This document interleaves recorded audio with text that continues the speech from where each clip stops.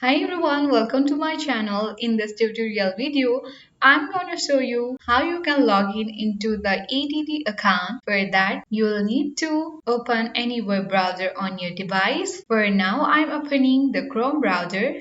Then, on the top, you can see the search bar. Just type in the URL www.att.com. Once you are done with typing www.att.com, then just press enter on your keyboard. Then you will be guided to the ATT home page where on the top right corner you can see My AT&T.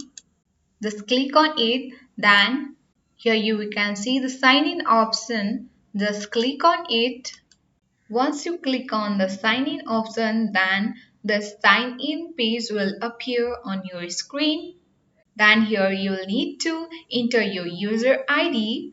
Then you'll need to click on the continue option to sign in to AT&T account. If you have forgotten your user ID, then you'll need to click on the forget user ID link. By clicking on the forget user ID, you'll need to follow some criteria, then you can rename your user ID and again enter in the user ID and click on continue. Then you can sign in to the AT&T account.